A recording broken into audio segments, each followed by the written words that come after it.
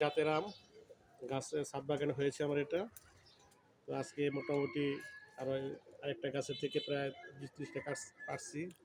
এই গাছের থেকে কিছু আম পারতেছি খাওয়ার জন্য। এই যে গাছ আরও আছে।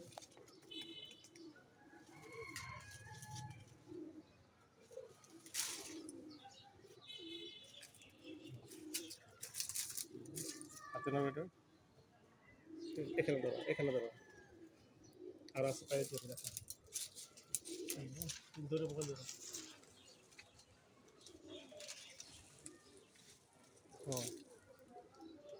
ভালো করে ধরো। ও পড়ে গেল অনেক ভার।